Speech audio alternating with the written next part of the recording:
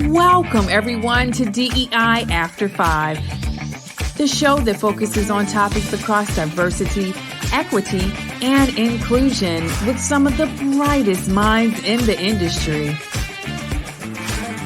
Here's your hostess, inclusive culture curator and coach, Sacha Thompson. Hey everyone, and welcome to this episode of DEI After 5. If you have followed me or listened to me for any amount of time, you started hearing me talk about middle managers and the role of middle managers in diversity, equity, and inclusion work.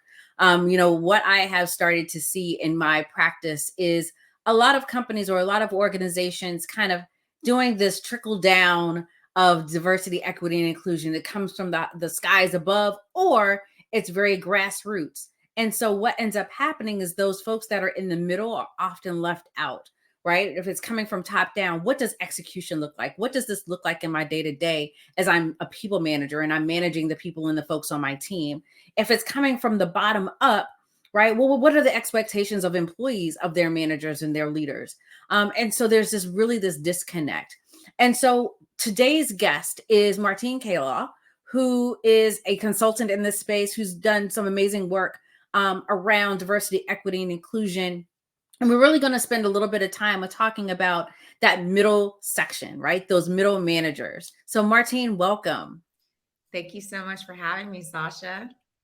Thank you. So first of all, for folks that may not know, who you are, can you tell us just a little bit about who you are? Yes, my name is Martine Kalaw. I am a DEI thought leader and consultant.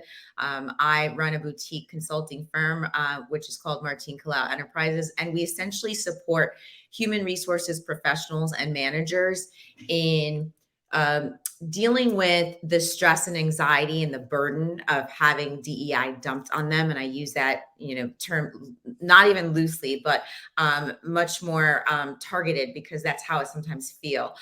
So what we do is we help them release that burden and equip them with the knowledge to be able to secure a seat at the table in driving diversity, equity, and inclusion. And we do that through consulting, through train the trainer, through actual training workshops, and so forth. Great. Yeah. It's interesting because when we spoke before, we were going in several different directions. And, one of the things that I want us to touch on before we really dive in is, for so many organizations, DEI, EDI, IDEA, any IB. Yes. All of the things, the alphabet soup of what this work is, often sits in HR, right? And it's historically, that's kind of where it's been, right? It's about people. Let's stick it over there. But I'm starting to see a shift in that, especially over the last few years, where sometimes it's a totally different department of its own. Sometimes it's sitting across other parts of the organization. So talk to us a little bit about kind of what you're seeing and where this work lives. Yeah. And then we'll kind of dive into the rest of it.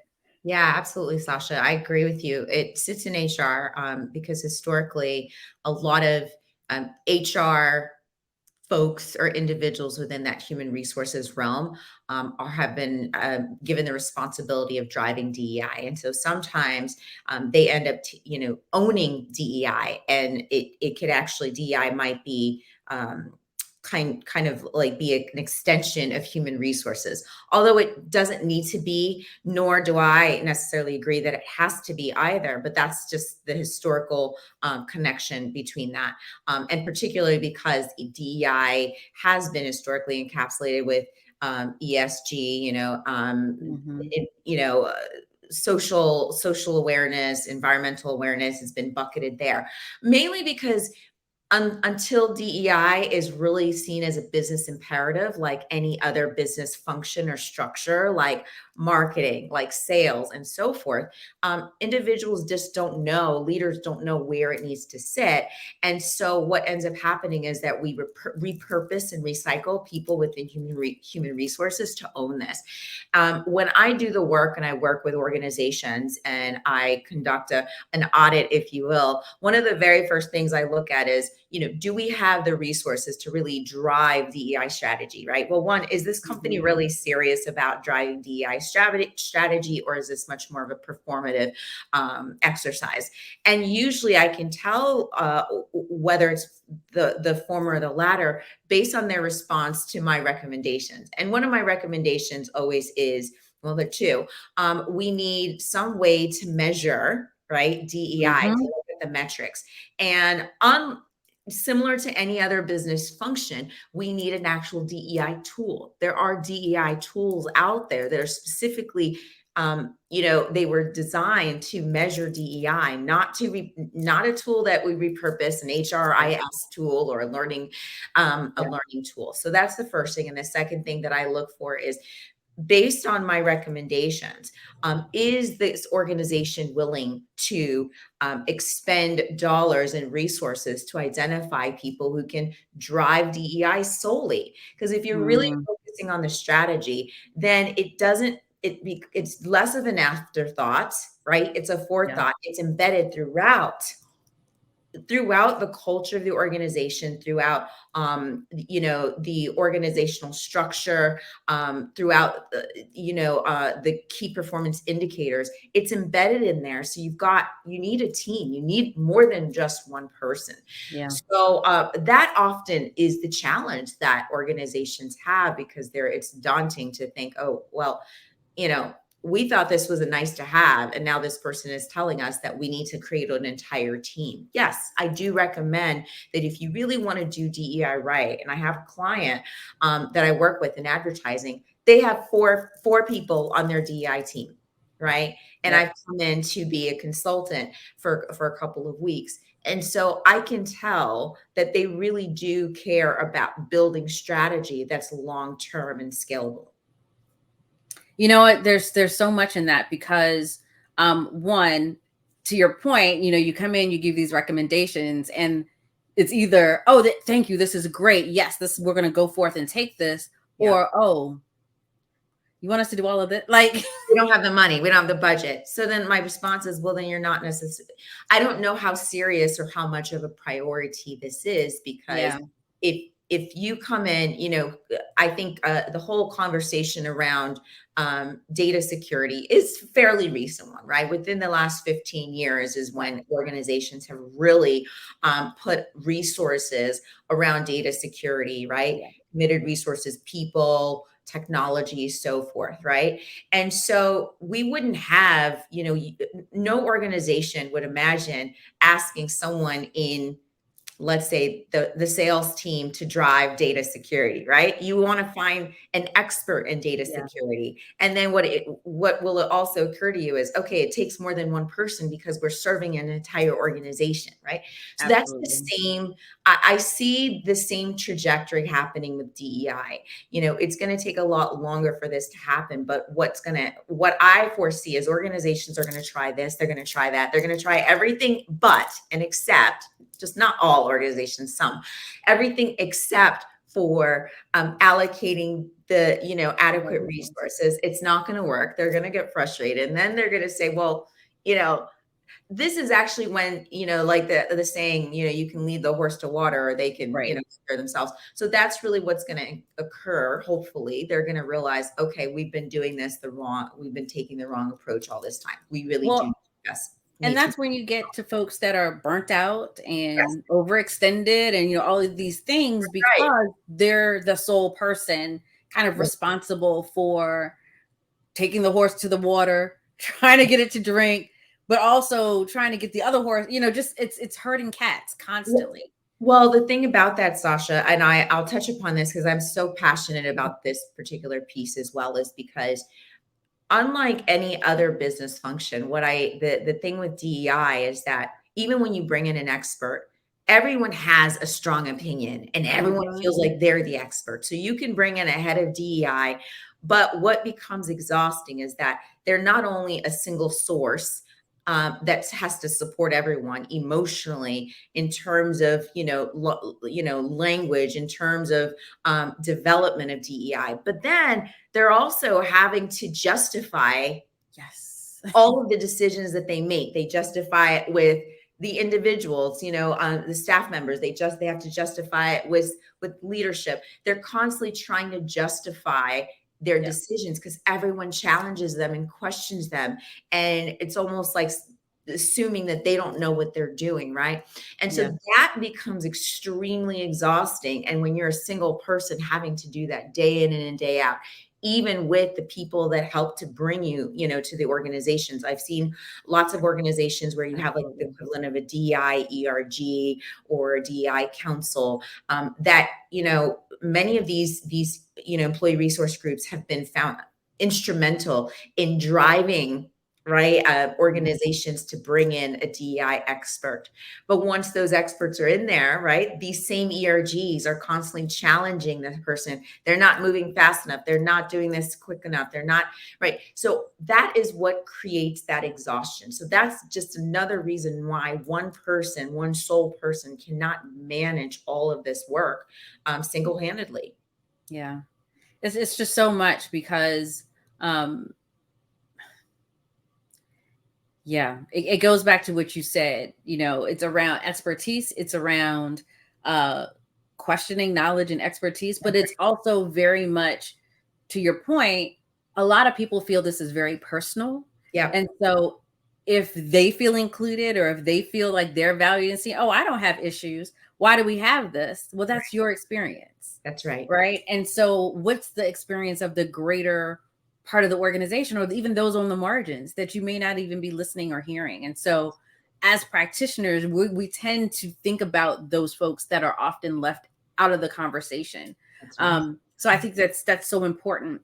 And that's a good segue into, as we're going into organizations and as you're talking to them, one of the things that I'm hearing so much is from people leaders. They're like, okay, we know there's this pie in the sky strategy, Yeah. but I don't know what that means for me, That's right? I don't know what that looks like day to day. I'm checking boxes to say, yep, we went to this training, this training, but behaviors aren't changing, right? Because they don't know what to say, what to do. Issues around diversity and inclusion are coming up and they don't want to say the wrong thing, so they don't say anything at all, right? One of the big things that came out in 2020, the summer of 2020, was after, Ahmaud Arbery and Breonna Taylor and George Floyd. Yeah. People of color, in particular Black folks in the organizations, were waiting for their companies to say something. And nobody was saying anything because they didn't know what to say or do.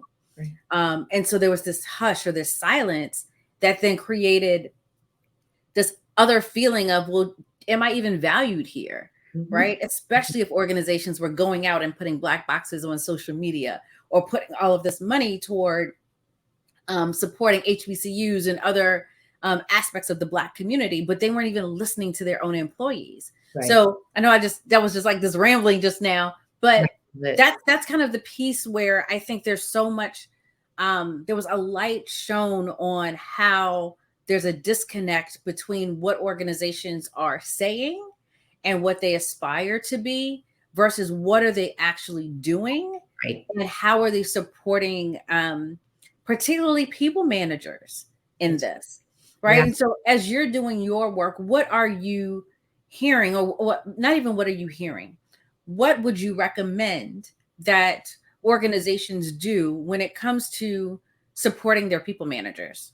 Yeah, that's great. This is actually the reason why I wrote my latest book, right? The ABCs of DEI, Manager's Guide to Diversity, Equity, and Inclusion in the New Workplace.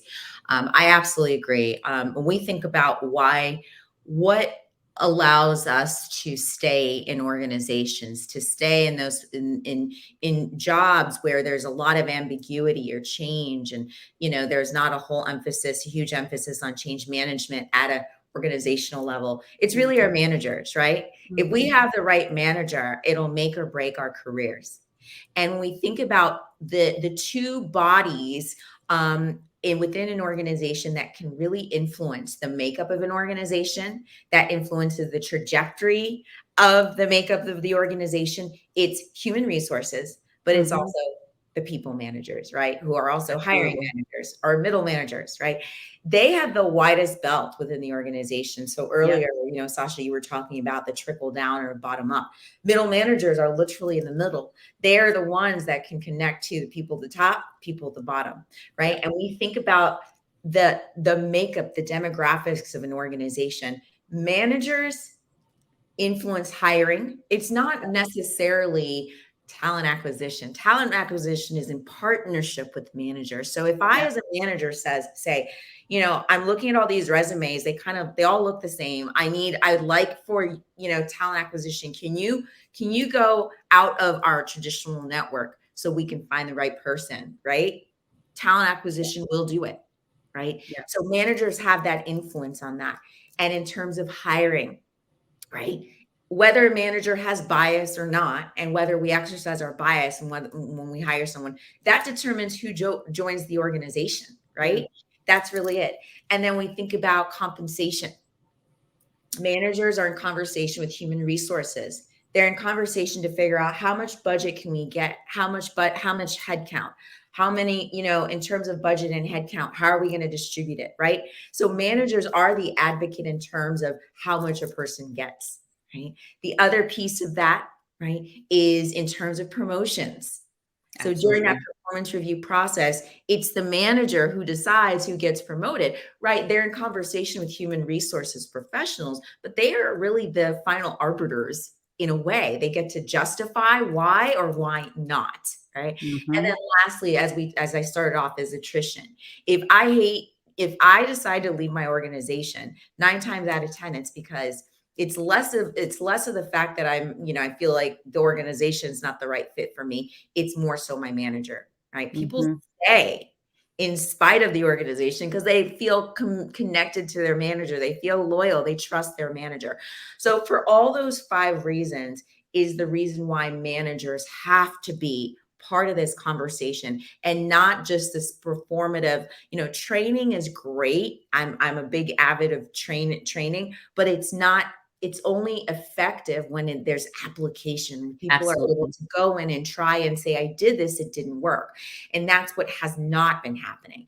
And the most important place where this training and this learning can happen and be reinforced is through manager development. Right? Yes. Every organization should have some sort of manager development program to equip new or recent managers in level setting, skill setting. And so this becomes a space where we get to remind managers, right? And so the reason I wrote this book and called it the ABCs of DEI, and it's targeted to managers, is to remind them that, listen, you don't have to have all the right jargon and words and know all the different, vocabulary around DEI to be engaged in this conversation. Right. You don't have to be like this whiz problem solver to deal with situations where people come to you and say they've dealt with a microaggression or what have you, right? You get to do what you know already. You get to exercise those basic foundational fundamental management skills. If someone comes to you, I remember actually leading a workshop on microaggressions, and it was targeted to managers. And one person said, Martine, I have no idea. Like, I don't want to get involved in these conversations of microaggressions. I don't know whether someone has experience in microaggression or not. And I remember saying to them, so when someone comes to you outside of, this conversation about microaggressions and they say, hey, I feel like someone said something to me that didn't sit well. What do you do? What would you do as a manager? Then they said, exactly. That is what a microaggression is. A microaggression shows up as someone feels offended or, by something they saw or heard or how they were treated. They go to the manager, and as a manager, what you get to do is you get to coach them. You get to listen. You get to be part of the solution with them. You get to validate them. You try to understand them. It's not about agreeing or disagreeing. It's about listening to them. These are fundamental skills we know as human beings. So what I think is so critical, and what my book really does, is to remind people that we have a lot of these skills already. We get to exercise them enhance them. So managers, put your capes back on, right? Mm. Put your manager capes back on, and then you can actually help to really drive DEI within our organizations. You know what? I'm loving everything that you're saying because I actually made a slight pivot in my business in that most of my coaching clients right now are people managers That's great. around psychological safety. Yeah. And what I'm finding is, and this is true in almost any organization, right? How do you become a manager? Well, you do your job well, Right. right? If you do your job well, then they'll say, okay, we'll put other people under you. Very rarely do organizations train people or give them the support and resources that they need to be people managers. Right. Right. We're good at doing tasks. We're good at getting revenue to where it needs to be. But what are your people skills? That's right. No one is really talking about that. And so I always, if it's fascinating to me, 9 times out of 10, when I'm coaching clients, the one question I'll ask them is, well, did you ask that employee what they want or what they need? What do Right. they need in order to be successful? And they're like, wait a minute, I didn't I've think never asked that question before. And I'm just like, it's coaching 101. But like you said, whether we really position it as people managers or people leaders, because I actually had a conversation with someone the other day who felt strongly that, rather everyone has leadership potential, and some of us are leaders of people and some of us are leaders of ideas, concepts. And so we manage things, but we lead people, right? So that's just another way of looking at it. But ultimately, I absolutely agree with you. It's reminding individuals to exercise their what's within our human capacity, empathy, all of these things. yeah. And so what DEI has done, unfortunately, in the way it's been introduced, because a lot of it has come from concepts within academia, right? And then translated through the media to us. So we're, generally speaking, so caught up with jargon and saying the right thing. And so some of us are so afraid of not saying the right thing. And history has shown us our own history of saying the wrong thing and being attacked, right? Our character being attacked is, I just rather not say anything at all because I don't want to get into more trouble. So what happens is, the irony around DEI is that so many people, even though it's supposed to be inclusive, it's ended up making many people feel excluded, right? Choosing to exclude themselves because they don't want to say the wrong thing. So I am just here to remind, people, and to really equip managers with the knowledge that, look, you have a lot of these skills already, right? We get to exercise them. And it's less about knowing what terminology is more appropriate. It's more about engaging in conversation. Certainly there are words and language that is completely inappropriate, right? Let's be honest. Let's not say that. But outside of that, the average human being probably knows that and has awareness of that. And so DEI really becomes about building relationships through coaching, through conversation, through understanding, right? Through validating. And it's through that we get to learn. We get to learn how this person prefers to be referred to, how they identify themselves. It's through the Q&A conversations. And that can only happen, if you're a manager and or a leader, is through building, those skills for yourself so you can navigate. And so that's really, you asked me, what are those tools? The tools are going back to those foundational tools of people development, of building relationships. It's coaching, it's asking questions, it's asking permission to ask questions. Absolutely. That's a big one. So, people, I've had people, and anyone who's listening or watching might be thinking, well, Martine, realistically, what does that look like? If I don't know how to refer to you, what do I say? I don't want to accidentally call you Black if you don't say identify as Black. I don't know if you identify as African-American. And I go, well, you can just ask me. You can ask me. And if you do that, there's no reason why I should be offended, right?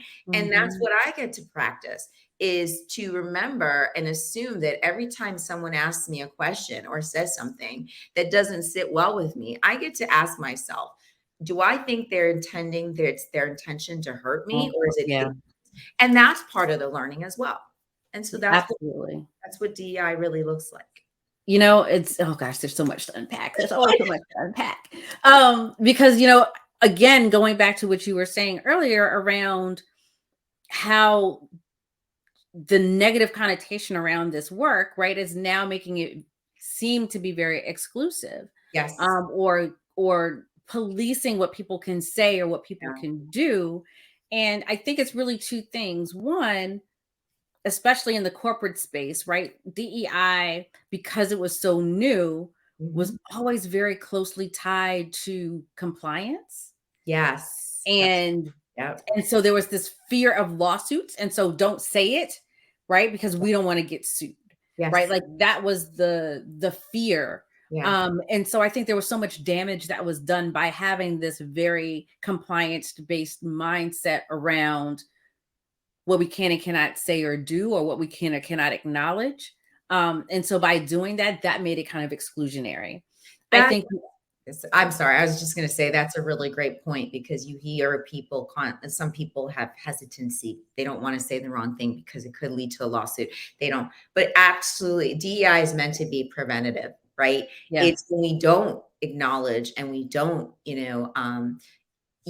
sponsor diversity, equity, and inclusion and belonging in the workplace, that it can escalate to something that's much more statutory, right? yeah, Legal, where it becomes a violation of, equal employment, opportunities, EOC, right? So that's separate from DEI, but yeah. there is a connection. So absolutely. Yes. And I think people conflate the two, They right? do. They do. Especially, with the timing of things with the Me Too movement, Yep. it became this, oh, okay, well, because gender was basically what DEI was for a while, right? Yes. So I can't say or do those things because then I'll get canceled, and Right. right.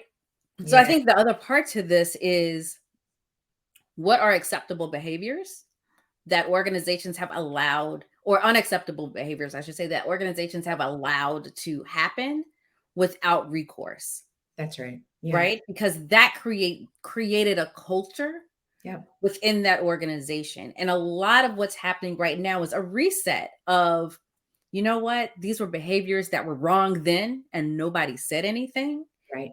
Now we're kind of saying, okay, it's unacceptable. This Yeah. isn't who we want to be. And you're starting to see a redefining of culture for many organizations. And in that, I think there's this feeling of, well, we've always done it that way, or nobody ever said anything before. That doesn't mean that it wasn't wrong.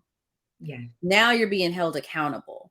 And so there's this, again, punitive aspect of it, because people have gone unchecked for such a long That's period of right. And, time. and it's having people understand why things have gone unchecked, because people like, I don't want to say like me, but people who were part of these underrepresented marginalized groups didn't say anything, right? Mhm. Or And when when they did, they were punished.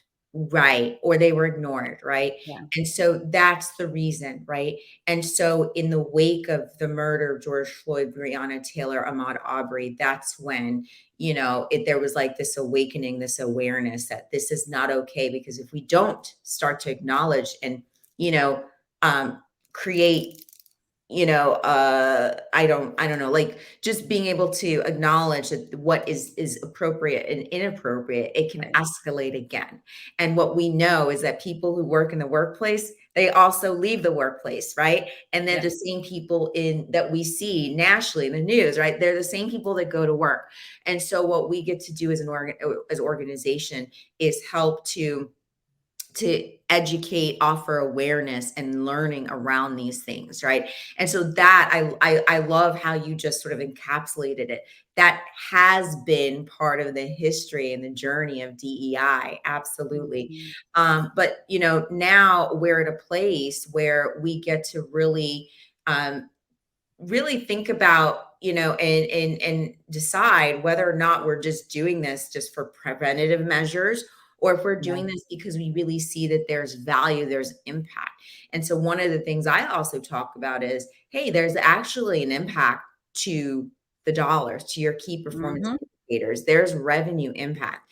And being able to speak to that it doesn't cheapen DEI, right? It's still about the people. It starts with, our stories, our experiences. But when we want to speak in a business setting, in a corporate setting, when we want everyone to speak the same language, that common language that we can all agree to and understand within an organization is our numbers, right? Oh, yeah. Numbers tied to dollars. And so that's where we get to insert that element of the conversation in, right? How is DEI also impacting our bottom line? What is that key performance indicator that is going to go up or go down, depending on how and in what ways we affect DE&I? Yeah. And it goes back to what you said in the very beginning, right? This is a part of every part of the business, right? DEI is part of the company DNA. And so what does that look like when it comes to marketing, when it comes to client services, when it comes to accounting and finance? Sales. And so every department needs to really look at how is this impacting? This isn't just about our employees and who we're hiring in butts and seats, right? Have we checked the right number of people with disabilities on our team? Yeah. It's far beyond that. It's how are we showing up for our clients and our customers? How are we impacting the communities that we're a part of? Right. How are we showing up in a way that we are creating change and impact in our industry? Right. And so I look at it from that perspective, like that's how organizations can, as you just said, right, increase that bottom line by looking at, okay, how can you increase our market share? Right. How do you show up? Our markets, if we're business to consumer, are there markets that we have not addressed? And if we do tap into those markets, do our people, do they know how to communicate to those markets, or are we going to be tone deaf in communicating to those markets, right? Which is going to be damaging.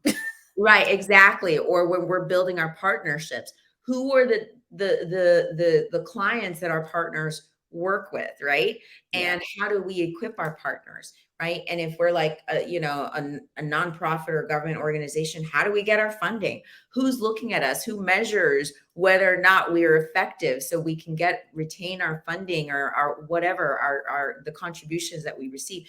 So it goes pretty deep if we want to look at it that way. Yeah. And if we don't, I really feel that that's it can be a miss for us, because inevitably, right, according to US labor statistics, in 2032, the majority of the workforce will be POC, people of color. So we can either get ahead of the curve now as an organization, start thinking about these things, or we can be behind the curve when the tides change. Absolutely. Absolutely.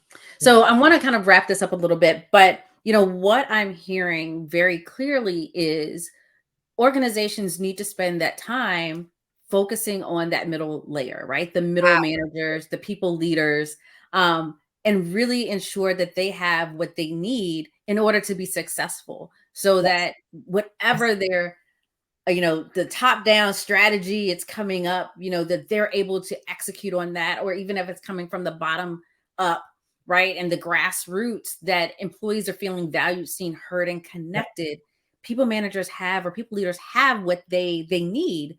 And that's why embedded in programs, making sure that they're not just a whole bunch of great programs, but they're scalable, they're connected. Like you said, if you're giving the HBCUs, well, is there some sort of conversion? Are you allowing and inviting these students from these HBCUs to apply to your internship program? And what happens after the internship program? Are we looking at entry-level positions that some of these students would be eligible for to apply for, right? When we look at interviewing, when managers are interviewing, are there ways that we can help to mitigate those biases, affinity bias, right? Can we create a blind interview, a blind resume in some way, shape, or form, so that it doesn't matter to the school that a person went to is irrelevant. Their name and how to pronounce it is irrelevant, right? These are all the things. Can we create checks and balances in the performance review process so that if a manager says, hey, Sacha is really, I find her to be incredibly aggressive, or difficult to work with, right? There's someone who can say, wait a minute, right? This seems like you're not really, looking at and measuring Sacha's skills and her ability to do the job. You're really focused on her personality that has very little to do with the job, right? These are the types of things that we need to put in place. Yeah, absolutely. And it's and you're not aggressive, by the way. I was just using it as an example. I've been called many things, so yeah. Been called many things. But I think it's such a critical part of this. And excuse me, one of the first episodes that I had of this show was talking about emotional intelligence, right? And what that looks like in this space, because it's such a critical part of doing diversity, equity, and inclusion work, but it's also a missing skill that I'm noticing in people leaders, right? And people managers. And so wanting to make sure that they have those skills, or organizations give the resources so that people can fully be trained on how to show up so that they can support the folks that are on their teams. So, Martine, I want to do a little bit of a pivot in that, I always say, this work is difficult, and oftentimes we're herding cats or trying to convince people, that the sky is blue and all other types of things in this work. What do you do to kind of stay centered and grounded? How do you fill your cup? Yeah, I fill my cup in two ways. So one, I meditate every morning. When I don't meditate, I have a different attitude. Right. I can't turn lemons into lemonade when I don't meditate. So that's like my daily medicine. But the other is to stay connected with other DEI practitioners, DEI experts, because, we get to constantly support each other, learn from each other. And, there's a collective consciousness about the challenges that we go through, right? So you don't feel like you're the only one. I think there was a point in a few years ago where I felt like, am I the only one going through this? Like, I'm so frustrated, or here we go again. But being able to hear someone else say, I'm experiencing the same things, and being able to brainstorm and support each other goes such a long way. And so those are the two ways that I fill my cup. Absolutely. I appreciate both of those, especially being in community. Yeah. And sometimes folks being in community is a type of meditation as well, too, because it does help center. And sometimes it's, what's coming to me right now is, even last night, I reached out to a fellow practitioner and I was like, just checking in. How are you doing? Yeah, that's right. Great. And the response was like, thank you, because I was having a bad day. Right. And so sometimes you just need that to know, to your point, you're not alone. That, sometimes you can pick up the phone and say, listen, I need to just vent for a minute, or, I just need to share this, wonderful thing that just happened. So I just truly appreciate, sharing that, because community is such a huge part of this. So Martine, thank you so much for joining us today and sharing all your nuggets of wisdom. I think that there's so much that people can take away from this conversation. What is the best way for them to connect with you if they wanted to reach out to you? Yes, they can go straight to my website, martinekalaw.com. Go to the website. You can find information about my book and everything else. Wonderful. Thank you so much for joining us today. And everyone, thank you for joining us again this week for this episode of DEI After 5. And as always, you can follow us right here on YouTube. Just make sure you subscribe. There's a button somewhere down there, so subscribe. Or you can follow us on your favorite podcast platform. Until next time, have a good one.